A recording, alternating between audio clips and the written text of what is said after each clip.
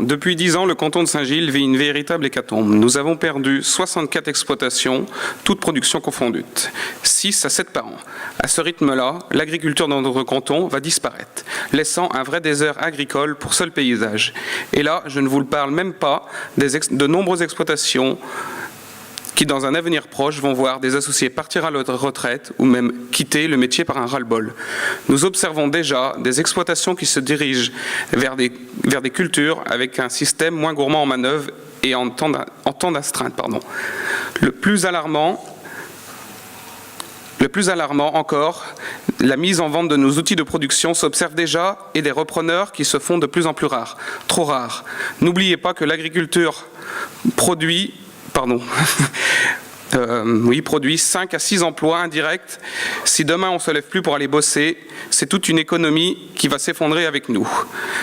Voulez-vous encore de l'agriculture demain en Vendée? La réponse passera au travers d'une forte volonté politique. Il est important pour nous Français, pour vous, messieurs les politiciens, de faire respecter les EGA, tout en tenant compte de nos coûts de production.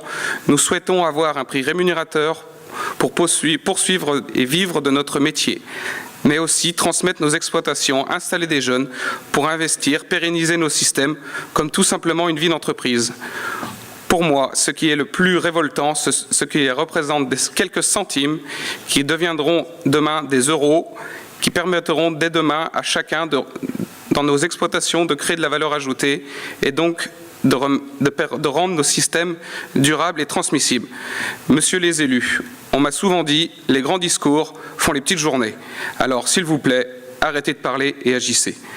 Allez, maintenant, je vais mettre une petite couche à ceux qui gravitent autour de nos exploitations. À ceux qui s'engraissent sur notre dos.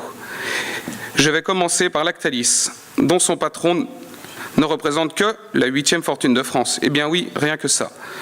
Sans parler de son vice-président, bien sûr, qui siège au tribunal de Laval. Mais comment voulez-vous qu'il publie ses comptes? Pourtant, il existe une loi Sapin 2. Petit aparté aux élus, il faut arrêter les grands discours et agir. Également, Sodial, qui a des royalties, et ça se dit une coopérative gérée par des agriculteurs. Je vais rester correct. Perso, j'ai plus de dettes que de royalties. Son ami Biguer est à mettre dans le même sac. Maintenant, un petit coup sur le CA. Mais que veut dire cette abréviation? Je vais le répéter pour certains qui ont oublié. Crédit Agricole. Une banque qui a du mal à continuer à soutenir financièrement des projets au cours face à un contexte agricole tendu. À croire qu'ils n'ont plus confiance dans l'agriculture. Ses concurrents, ne souriez pas, vous êtes à mettre dans le même sac. Désolé aux personnes que j'aurais oubliées, il y a tellement de choses à dire avec la DDTM sur les MAE qui ne sont toujours pas réglées. Quand on signe un contrat, on s'engage, bref. La MSA qui est piquée au sang de loche, la CAVAC qui n'a plus le nom coopérative, le centre d'insinuation, le contrôle laitier, bovin croissance. Mais bon, je ne vais pas passer mon discours à critiquer tout le monde, il y a des choses positives. L'arrivée du projet comme la marque est un véritable aubaine pour l'agriculture vendéenne et le secteur agricole. Cela pourrait permettre de sortir un peu plus de cette guerre au prix bas et de retrouver des valeurs ajoutées dans nos exploitations. Osons vivre de notre métier. Il n'y a pas de honte, c'est juste le fruit de notre travail. Ces projets est pour nous le moyen de fédérer aussi, de retrouver une lueur d'espoir dans ce climat de crise. Nous souhaitons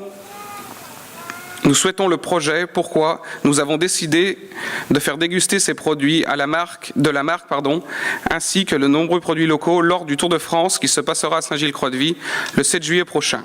Un grand événement sera cette occasion pour communiquer sur l'agriculture.